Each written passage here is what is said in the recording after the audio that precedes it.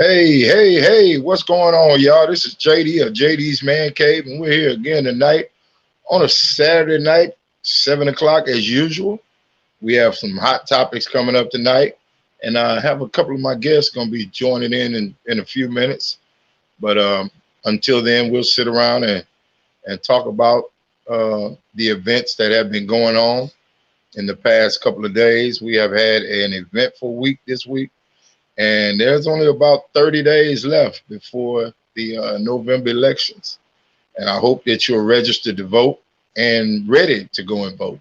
Early voting starts in a week or so, I think. And we need to get out and make our voices heard this year because we got a lot of work to do as a country. We got a lot of healing to do. A lot of mishaps have happened under this legislature, and we need to get it out of there. We need to get some things straightened out, as they say in a old blues song. Let's straighten it out. Let's get out there and straighten it out, man. That's what I'm looking forward to. If you have to, grab somebody and take them with you to the polls. I'm not really telling people who to vote for, but I just want you to vote. You know, it's just a crying shame that we have been subjected to the idiot that we've had for the last 4 years. So that tells you where my vote is going to be going. But I'm not trying to influence anyone. I'm just making sure that we, as a black people, get out and use our power, because black voting is a privilege and an honor, and it has been bought with blood, sweat, and tears, and a lot of protesting and marching. And we stand on the shoulders of those that came before us, and we need to make a good showing at the polls to let them know that we are still here. We're not going anywhere, and our vote and our voice does matter. So let's get out there and vote. Get yourself registered, get out there and take care of your business. But nonetheless, let's get started with one of today's topics. I want to talk about the fact that this president and his wife have come down diagnosed with COVID-19, the same disease that he said was a hoax, that it's not that, not that tragic of an event. And we have only had 200,000 people in the United States to die.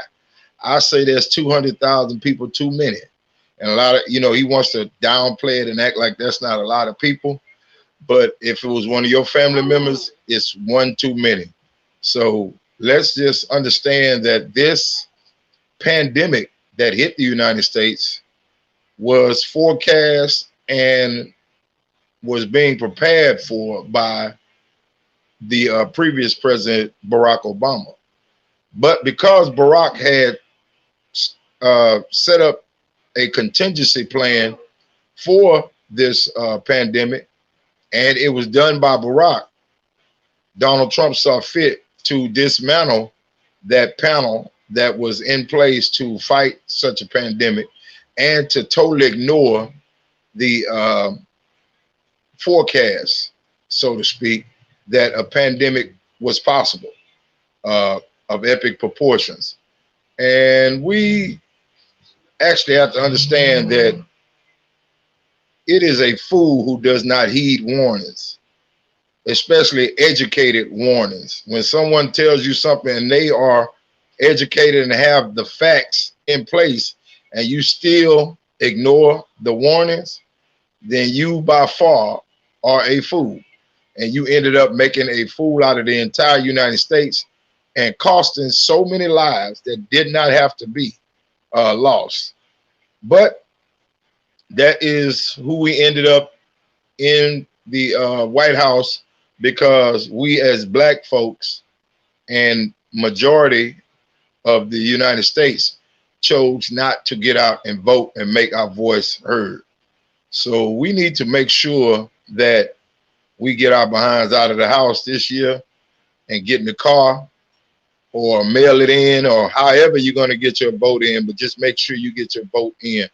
Because I have personally voted since I was 18 years old in every election that I'm eligible to vote in. and I refuse to not make my voice heard, because if I get ready to complain, I want to at least say, hey, that's not who I voted for. But if you don't get out and vote, and then you sit back and complain about what's going on in your life and what's happening in this country, then you already nullified yourself. So, as they say, ain't no crying after the party over. After the party over, don't start crying. You should have got there early and got you a drink or two if that's what you wanted to do. But they done put all the bottles up now, so ain't no crying. You just stay drunk, sit on the sideline and be quiet. Yeah, that's how it's gonna work. But yeah, we have a president in there who has been diagnosed with COVID-19, and they test these guys every day. So in the White House. So and then Trump talked about this vaccine that he wants everybody to try, that's supposed to be so effective. Yet why isn't he taking it, or why hadn't he taken it if it's so effective? And he ends up with COVID-19. He also was one who laughed about people wearing masks and mocked the process of wearing masks, and said people wearing masks look stupid. Now who's looking stupid? You know, I wear a mask everywhere I go. And I just had a COVID test 2 days ago, and it came back negative. So who's the dummy now, Donald? You know, so you have to ask yourself, when you are a person who does not heed warnings and does not follow safety protocols and are blatantly ignorant in situations, how well do you think you can run the country? If you can't even govern your own household and keep your own self safe, I don't feel safe with you as the president. That's just my personal opinion, and I think that he is by far the dumbest and most idiotic president that we've ever had in the White House. And America should be ashamed of who we allow to be voted into the presidency. He has made a complete mockery of our democratic system, and he does nothing procedure-wise that has ever been done before. He does not follow procedures. He does not follow protocol. He does not follow, you know, what do they call him? He does not follow tradition, and he does not dictate what a president should be. He is by far just an idiot in office. So we will get past this, you know, with God and us getting out voting, you know. But there was an opportunity that God saw fit to show us just how the heartbeat of America is. Donald Trump represents what the true feelings of America on the underground level. You know, when he came out with all his racist rhetoric, all of his propaganda, all of his hate speeches, you saw racists and hate groups coming out of the woodworks. You know, you saw these videos of these white guys getting knocked out, you know, running their mouth, thinking it was okay because Donald Trump was in the office, that they can call black people out of their names and use racial slurs, and just so much came out, you know. And that's really a underlying culture that was going on in the United States. And because so many black people had made $1.50 over bus fare, they felt that we had made it as a race. But God had to let us know that we still have a lot of work to do, and the United States is still as racist, if not more racist than it's ever been. We end up, you know, being, what do they call it, discriminated and battered and brutal, you know, police brutality, and all these different things have come out over this last 4 years. Now, we as a black people have to get out and vote, make our voice heard, make our power felt. And the thing about it is, we have, with this upcoming election, we have two things that can happen. Either he can end up back in office again. We can sit back and relax, and he can end up back in office again, and we can show that America is truly racist by the culture. Their heart is racist, and the core of the United States is racist. We can show that by not getting out and vote, or we can actually get out and vote and prove that America is who we say we are, that we are a melting pot, a land of opportunity, home of the free, land of the, what is it? Land of the free, home of the brave. We can actually show that that is our true culture and our true heartbeat. Or we can keep this same idiot in the office and prove that we have no backbone and no progress has been made in the United States. This is a man who spoke of hate, prior to, his hate rhetoric was blatant throughout his complete campaign. And we have not survived this at all. We have actually had some tragedies that happen, and policies have been put in place that make it harder for blacks and other races in this country to function and to move forward. We need to get somebody in office who will help push some of our agenda. I'm not saying that they're going to push all of our agenda, because we have struggled for decades, centuries even, and we are still behind the 8 ball as a race. But at least we'll be able to function in the United States with some form of, some form of where we can make it. Where it's just that we can feel that we have an opportunity, and opportunities are afforded to us as a black race. Yes, ma'am. Take a question. Yeah, go ahead. Go ahead. We got a question. What do you think about these black women for Trump and other African Americans who are stating they are voting for Trump? Well, it's funny that you ask. When you are an idiot, you follow an idiot.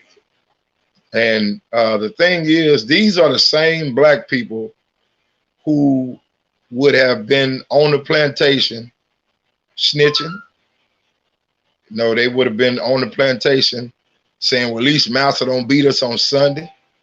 He beat us Monday through Saturday, but Sunday he takes the day off and don't beat us as bad. We don't have to eat. We at least we eat. We eat the slop, but we eating. These are black people who have a defeatist mentality. We have been taught to try to please Master, try to appease Master. We sympathize and empathize with Master rather than sympathizing and empathizing with the struggle that all black people are under. We have to understand that until all black people are afforded an equal opportunity and have access to the same financial, educational,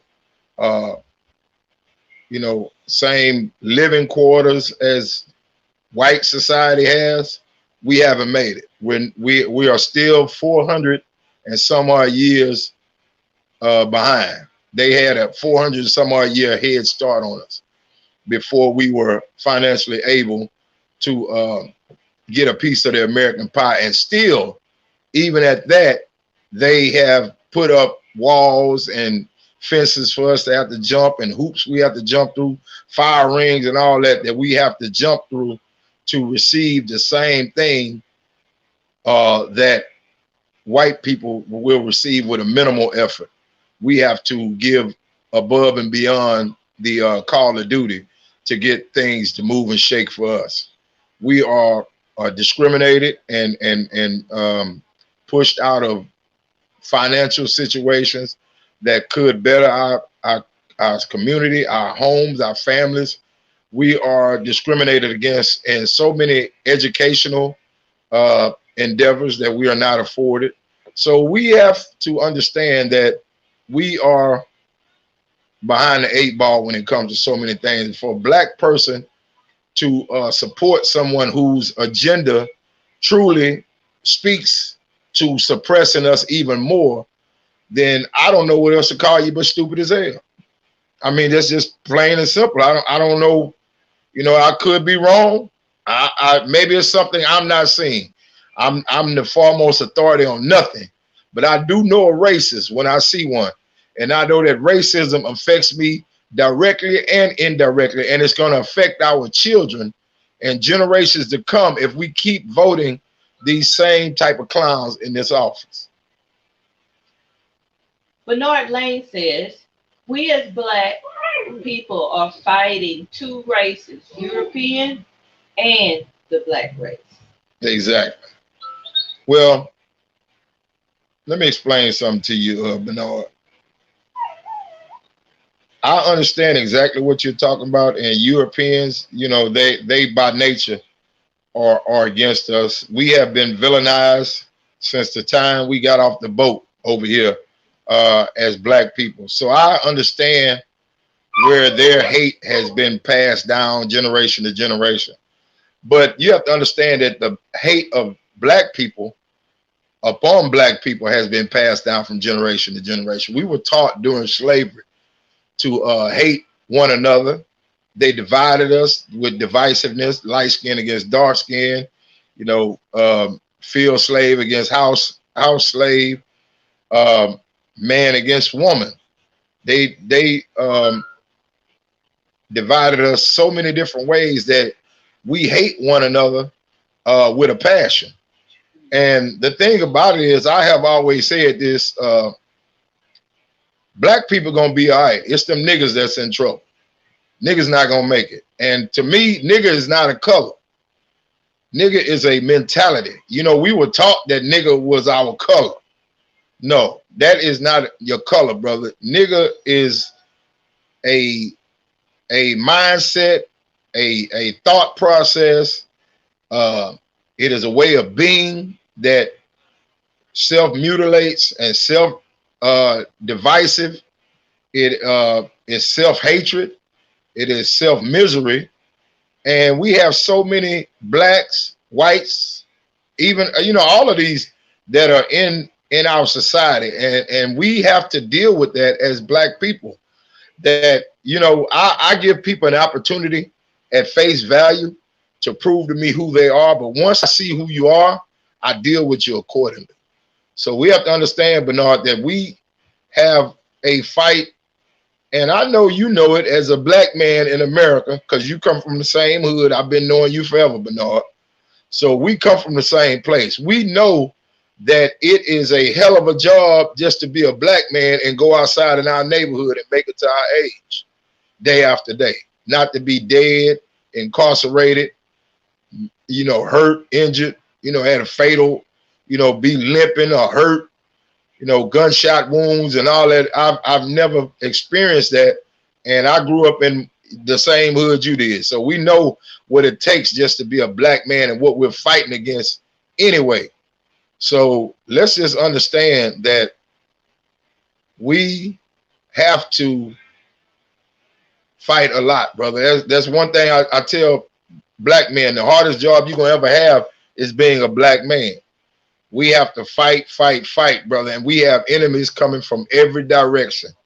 Sometimes our biggest fight is internal. We fighting ourselves and the you know, the things we put ourselves through. We end up being drug addicts. We end up being alcoholics. We end up being whoremongers. You know, we do so many self-defeatist things that take us out of the game. That's why I hate, Bernard, when I'm riding down the street in my neighborhood and just see so many black men during the middle of the day that are normal working hours, just hanging out on the corner, drinking beer, you know, smoking weed, smoking cigarettes, just hanging out. Each one of those black men represent a fallen black household, because without a black man in a household, being a husband, a father to his, to his wife and his kids, that has weakened our entire community. We as black people at one time had the strongest family community type units ever in the United States, period. We got married through even through slavery and through possibility of persecution and death or injury. We were still getting married and raising families together. We were white people would break us up by selling them off, getting them off the plantation, sell the kids, break the family up. But we still, as a black people, found a way through struggle and through Christ to stay together and be a family unit and work and show productivity as a black family unit. But nowadays, there has been so many obstacles and structures put in the way to break up to diminish the black man's power, to break up the black family unit, to just weaken us as a culture and as a family unit, because there is power in unity. And believe me, white folks do not want us to get together and unify or be strong in our culture and understand who we truly are and the power that we possess. So we have to, as black men, we have to get back to our responsibilities to our society. We have a responsibility to help raise the kids that we make, not be like Johnny Appleseed, drop a seed here and run off and go somewhere else and start a family somewhere else and have kids over here. I had an uncle. My uncle was a great guy. He was a very handsome dude, well spoken, great man, just to be honest with you. But my uncle had so many kids. Some of them met at his funeral. He had so many kids all over the place. He was one of those guys who felt like his stature was determined by how many women he could, deal with at a time and how many kids he had. Like I said, he had children who did not even, brothers and sisters who met at his funeral. They had never seen each other or heard of each other before. And that to me right there was just a tragic family structure that did not have to be. And that was just the manifestation of what I'm talking about when I say that we got to get back to our responsibility as black men and start taking care of our society. And it starts right here at home with us. Yeah, go ahead. I have another question coming up. Hold on, y'all. What you got? It's a statement. I say, this is Keisha.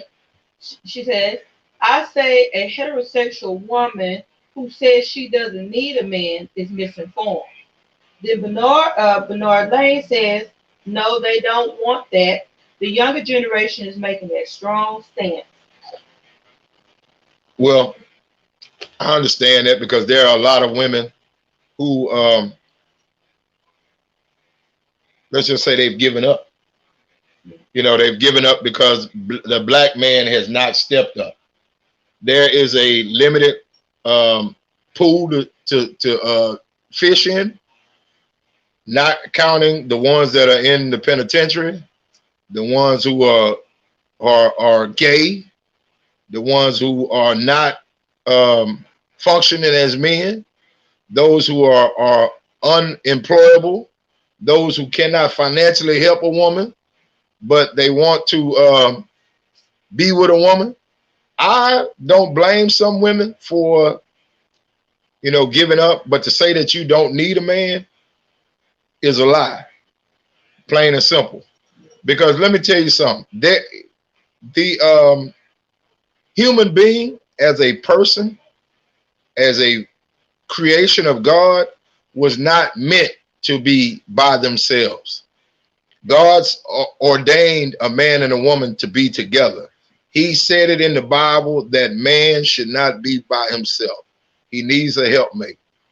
And for a woman is not complete unless she has a man, and a man is not complete unless he has a woman. Period. That's by God's design.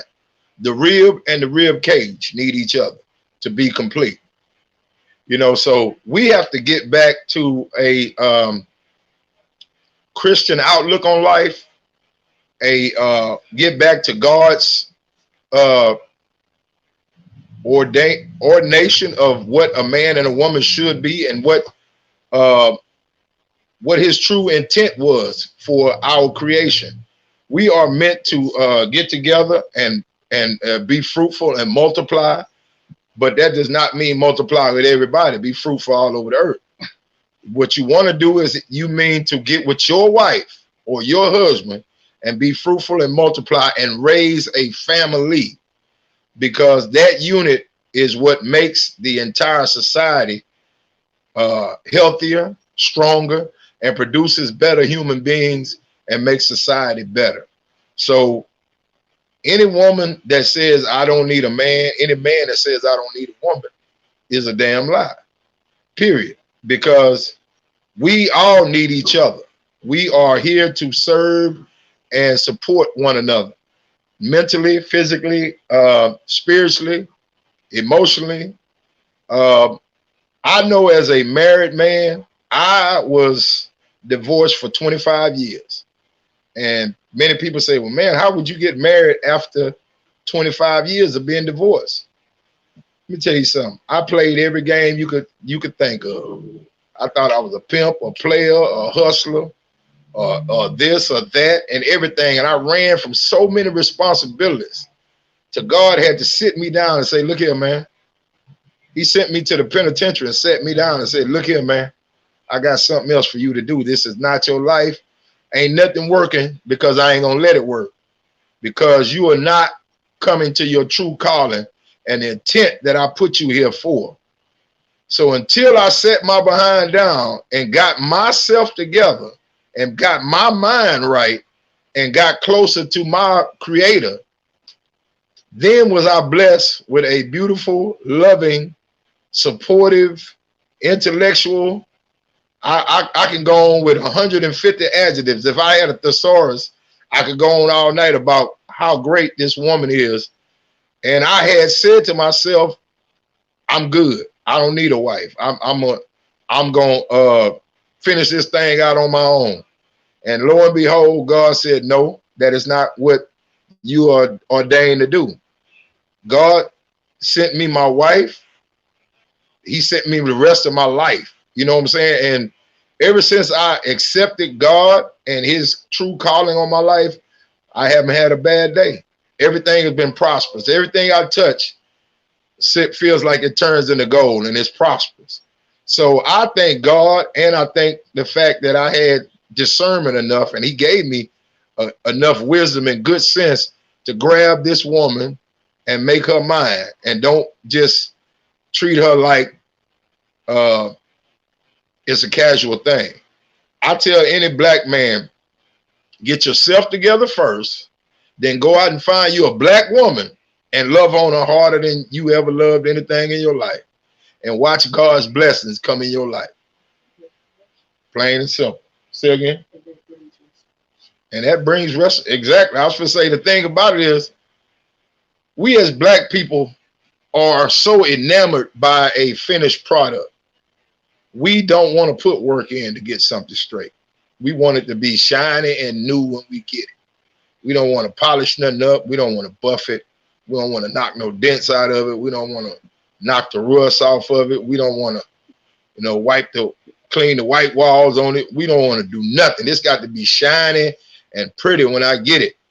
But nobody is like that unless they 16 years old, 17 years old. Because after 16 and 17, that's when the world start putting pressure on you and start hurting you. For real. You get long-lasting hurt after that. So you have to understand that you are a broken product and she is a broken product. And with that, you have to be willing and insightful enough and guided by divine intervention enough to understand that y'all need to help put each other back together. because she's gonna come with some hurt and some pains from old relationships, and you gonna come with some mess too, brother. So let me tell you something. Find you a woman that's willing to help you with your mess and unpack your baggage, and you help her do the same damn thing. Because Lord knows you gonna get old one day. And let me tell you something. Ain't nothing worse than that old cat sitting over there in that corner at the club with that bottle in front of him, and he done fell a damn sleep at the table when he should have had his old behind home, still trying to hang out with the club and still trying to pick up one of the young girls and spend that little old Social Security check on them.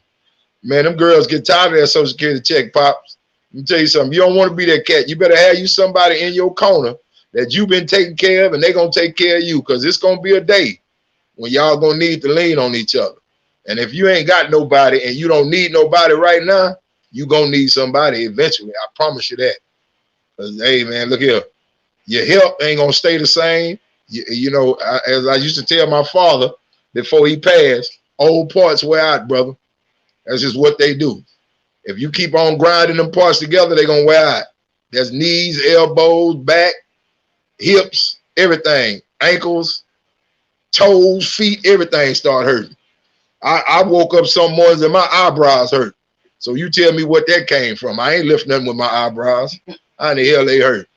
But them the kind of pains you end up having in your life if you've been doing anything with your life. And we got to understand that we all are social creatures and we need each other. We need to be loving on each other. We need to be building strong family units. We need to be responsible for one another. We need to be accountable to one another. And, you know, it's just a lot in life, man, that we, like I used to tell people, it's only so long that you can bullshit your way through things.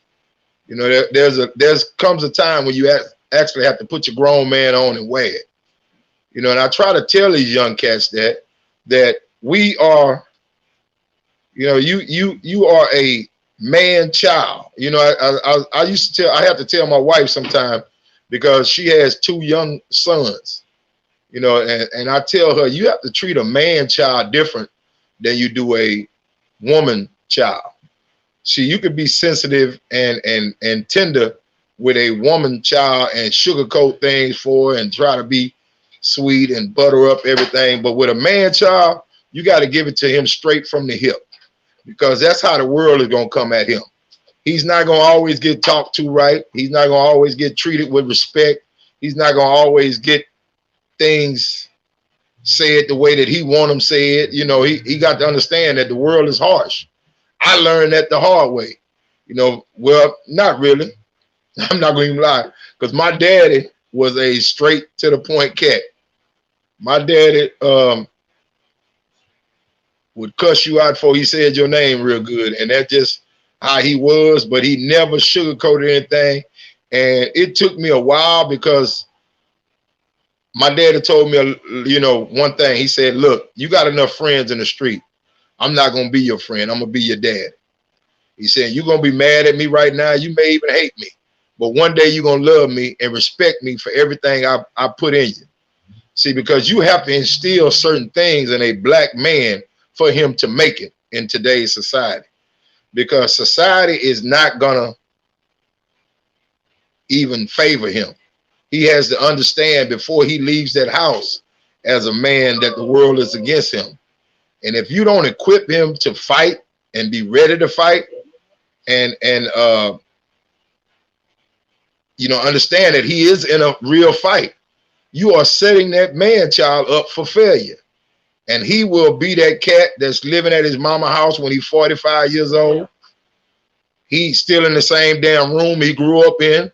He still got Prince 1999 posters on the damn wall that he had on his wall when he was in high school. And here it is, 2020, Prince dead. And he still got them posters up on his wall, because he ain't never grew up out of being that 16-year-old kid that you babied and pacified all his damn life. So you got to understand that you have to be a little more stern with a man child, period.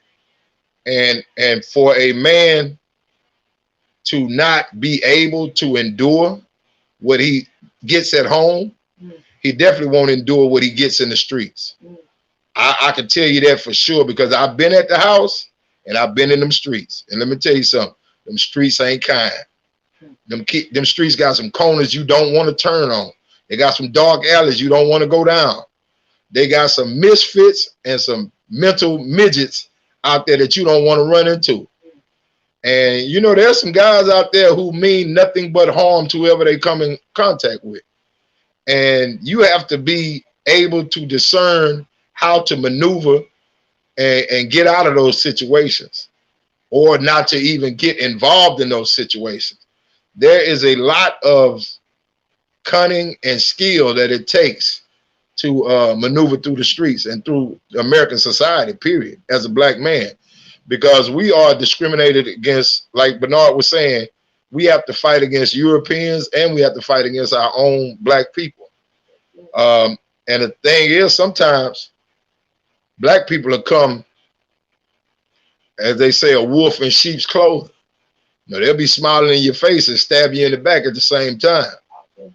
And there's a lot of jealousy, there's a lot of hatred, there's a lot of self-hate, and a lot of just get overness. I don't know if that's a word, but we're gonna use it today. Get overness in the black community, man. We try to get past on each other, man. We try to pull the wool over each other's eyes.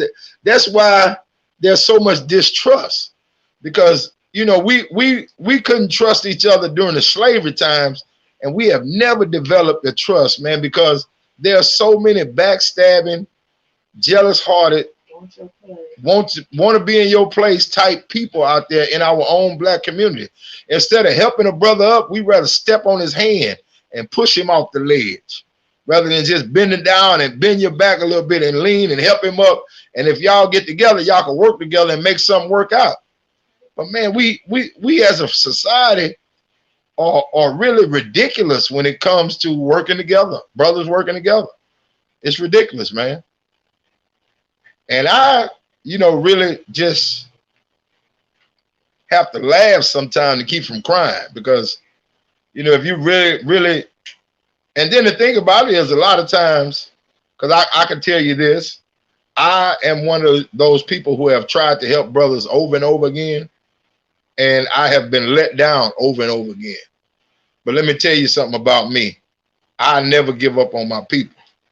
I don't care how many times I'm disappointed by other black men or other black business owners, other black this or that. I will never stop supporting black, because we all we got, man. Really and truly, you have to understand that we were all we had on that slave ship. We are all we had through slavery. We all we had through the civil rights movement. We've all we had in the late 80s when they tried to put the whole black race on crack. We were all we had during the you know, just the 70s, when they were trying to beat us into the ground. Dogs and water hoses and all of that. We would go to church and get together and sing songs of "We Shall Overcome" and help each other out. We were able to pull off boycotts and all that because black people worked together and made it happen. Nowadays, you can't get us to work together on nothing. You can put you can't get. I come to realize that there are brothers who have good jobs, and their jobs will be hiring, and they won't tell another brother, "Hey man, come on out here and get a job out here where I'm at," because they feel like if you come out there and get a job with that, they're gonna lose some of their income or something. I don't know how the hell you figure that, because they pay everybody a fair wage wherever you at working if you got a good job. But that's just how black people function. And I understand that sometimes you will help a guy and he get on the job and he disappoints you. But you still can't stop and give up on your people because of one bad apple. You look for another apple. That's all you have to do. Because there are so many different personalities, so many different educated brothers out there, and so many who are lacking simply an opportunity to prove themselves. But so we need to just understand that we as a people and as a society need to start working together again. Because we can't go on like this, man. We are standing around hollering Black Lives Matter, this and that, protesting this and that, but Black lives don't even matter to us. We don't even treat each other right. We kill each other every day. We hurt each other. We victimize each other. We brutalize one another. But when the white folks do it, we want to scream and holler. But you have done it to your own society and in your own social circles time and time again.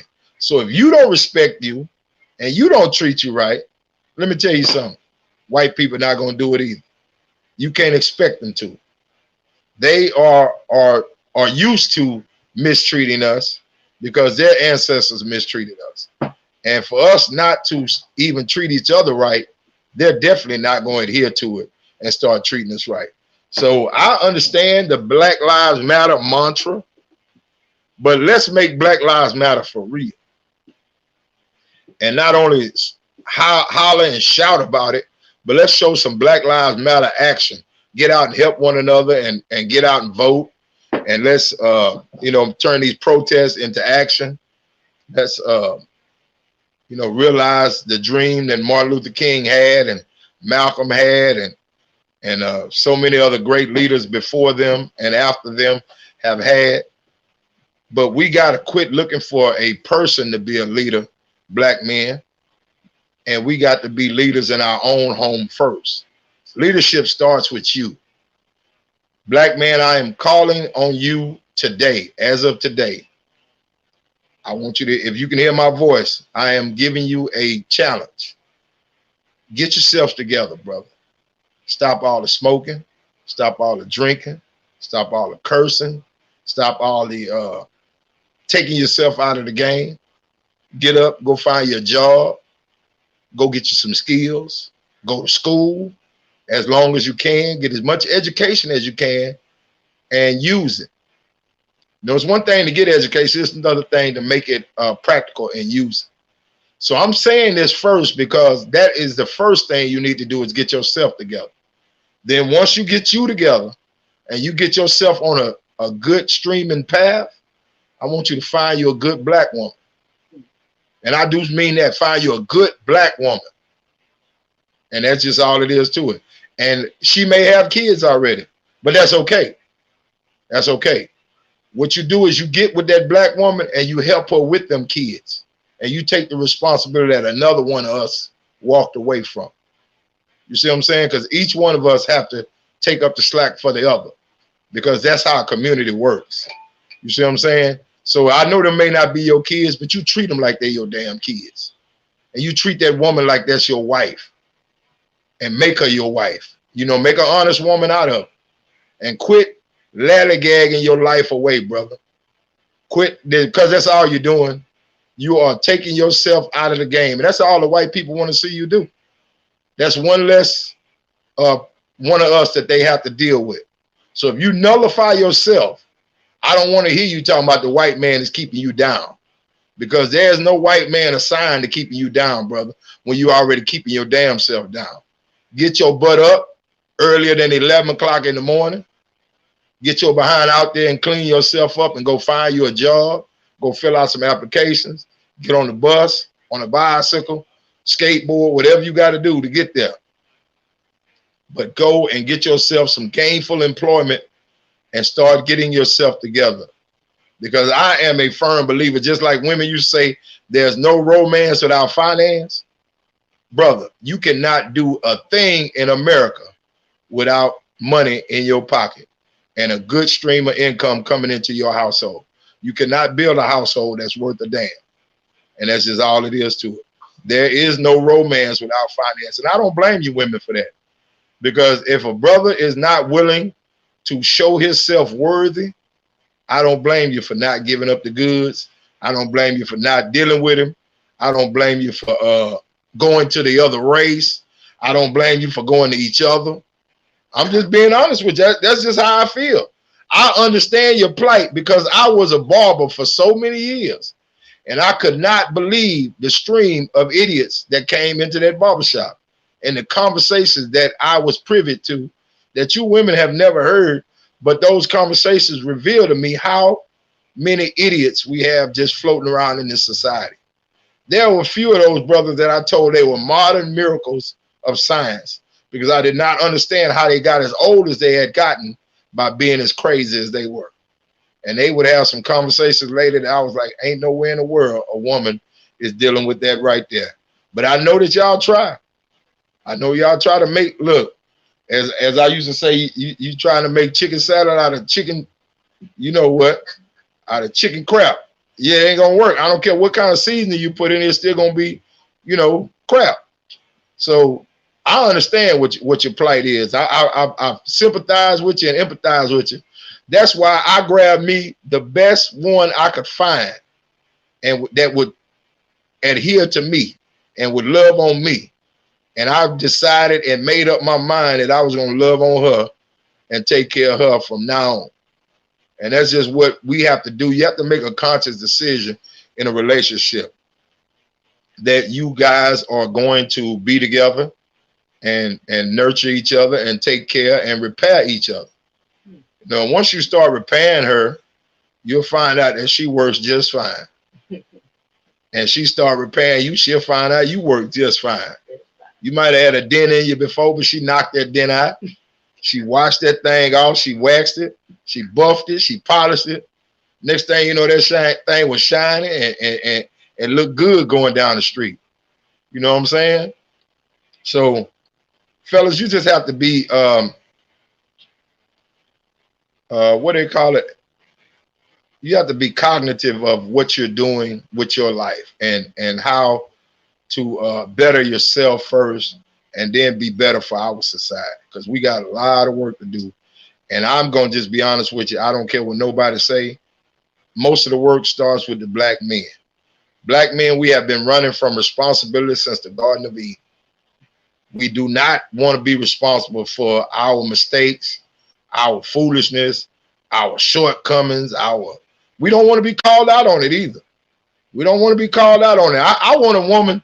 Let me tell you something. My wife will call me out on my crap. If I'm around here tripping and slacking, I want that kind of woman in my life that's going to make me a better man every day of my life. She will tell me, hey, man, that was stupid. Don't do that no more. Hey, man, that ain't how you supposed to do that. And guess what? Me being a grown man and not being an idiot about correction, I listen to what she got to say. I discern it. I counsel it with God, and I keep on moving, and I make the adjustments that are necessary. And that's how I live my life from now on. I have been granted a second chance and a second shot of wisdom. You know, my first shot wore off, so I had to get a second shot, and God gave me a second chance. So I take nothing for granted now. I relish every day, and I embrace every day as a new opportunity to get it right. So black men, let's start getting it right, man. Let's quit BSing our way through life. You know, because we have BS'd our way right into Donald Trump being in the office. And brother, let me tell you something.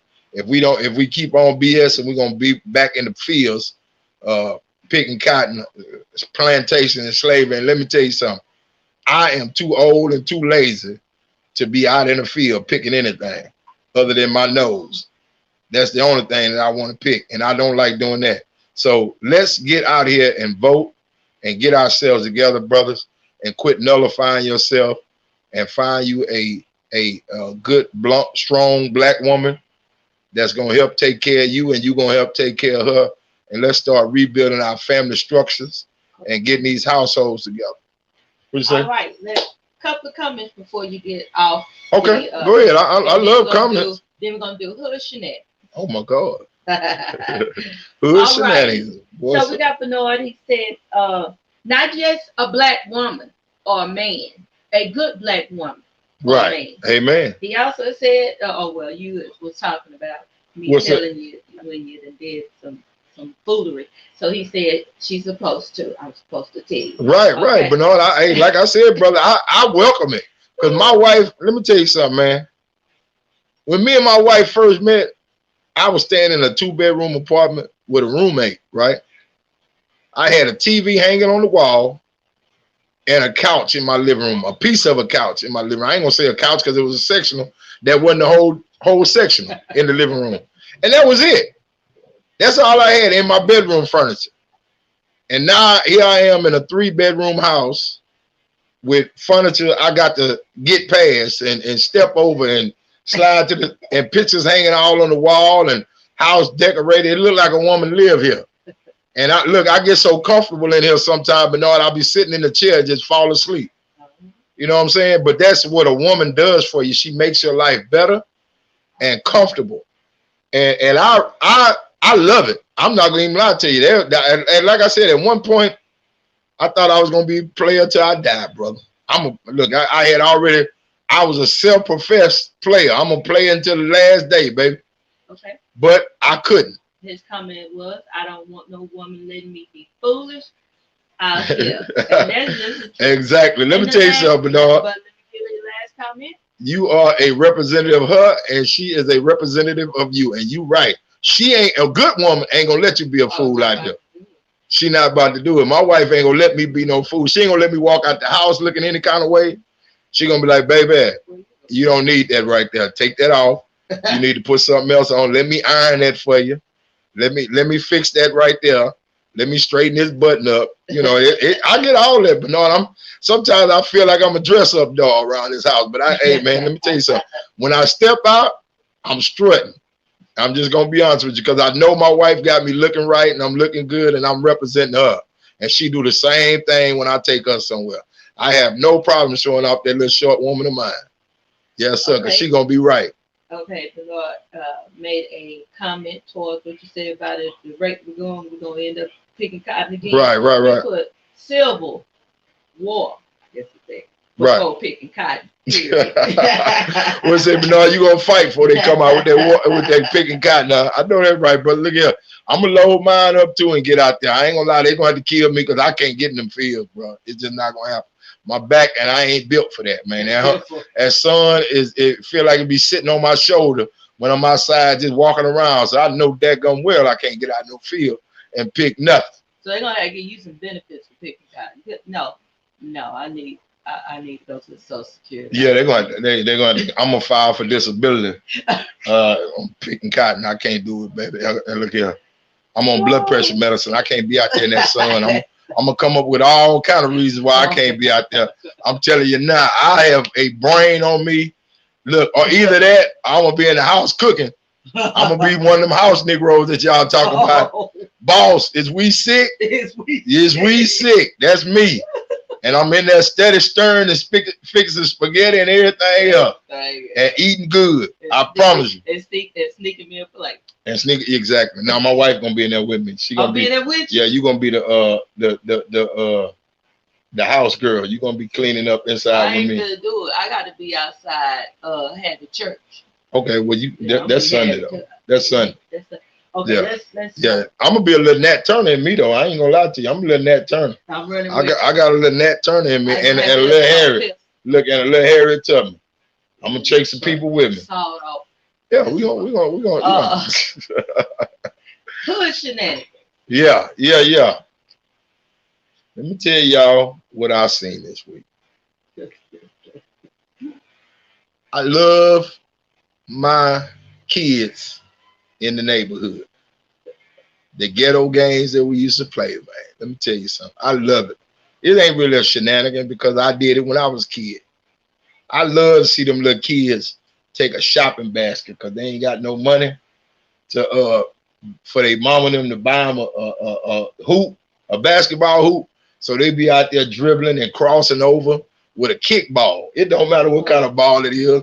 They out there crossing over and dribbling and learning what they call it, agility and speed and all of that, balance and all that. And they playing basketball in a flipped over shopping cart, dunking and everything. I say, boy, look here. If this ain't my hood, and I love every bit of it. We had ghetto games from day one, baby. We played games like 4 square, 1 hot, all kind of stick ball. You know what I'm saying? We played hot ball, whatever. We played all kind of ghetto games, man. Let me tell you something. There is so much creativity and ingenuity that can be harvested out of our neighborhoods, but we don't give it an opportunity. We don't nurture it. We don't support it. We don't raise it up right. We don't guide it right. We just let it fizzle out, because these young kids in our neighborhoods are born with ingenuity, creativity, insight, enlightenment. And so much of it end up going to the wayside because the same brother that's out there on that corner slinging that dope and adding that up and measuring them grams in his head and putting that money together and knowing how much it's going to take to re-up and doing his math and his percentages and how much it take to cut up a dime rock and a 20. Come on, man. That's a brother that could have been a hell of an accountant. If he had gone to school and been nurtured in that way, he would have been a hell of a banker or a businessman or something other than that dope man on that corner. And next thing you know, that brother is in the penitentiary for 35, 40 years, and all of that potential was either put in the penitentiary or end up in the ground. And that's happened so often in our neighborhoods, that is really ridiculous. And that's why when I see young brothers that are trying and are enthusiastic about certain things, I try to help them out and nurture them. And look here, man, because I wish that a lot of young men had the opportunity that I had. I had uncles and a father who grabbed me and said, hey, man, look, we're going to show you how to do this. We're going to show you how to do that. I knew how to drive an 18-wheeler when I was 14, 15 years old because my dad was a truck driver. My uncles were truck drivers. And we were taught to be earners, just like in the mafia. You know how they say you're an earner? Well, my family, the men of my generation and the generation right under me, all of the boys, we were taught to be earners. We were taught how to work, what the power of working and a good hard day's work would bring to you, the enjoyment. The slumber of a hardworking man is sweet.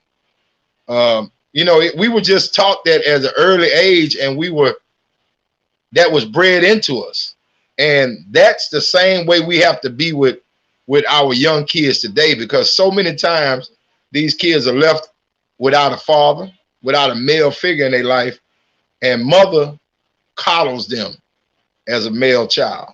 And they are raised without that being put in them.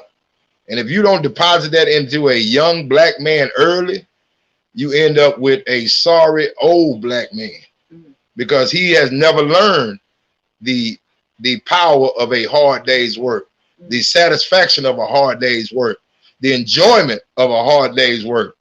There is a lot to be said about a hardworking man. Don't get me wrong. You can be hardworking with your mind too. It doesn't always mean your back, because let me tell you something. I got smart as my back got older.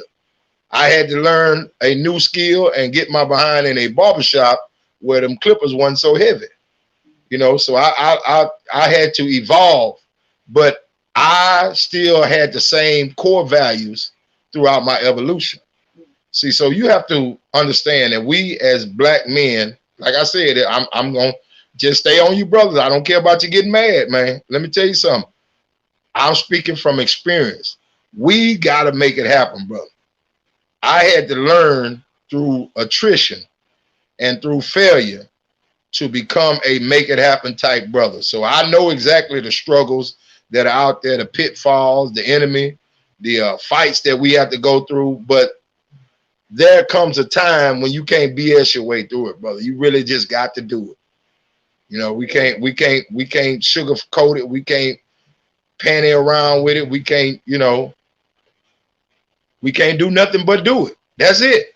You got to stand up and put your grown man on and do it. Be a man. That's all I ask, brother. That's the mantra for this week. We're going to get out there and start getting ourselves together. And then we're going to chip away at it and get our society and our community and our households together.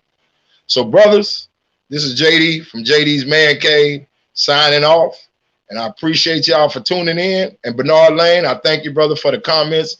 And it's been great talking and passing on my information and my insight. So, man, look, I'll see y'all again next week. Same time, 7 o'clock on JD's Man Cave. Y'all have a great week. See y'all next time.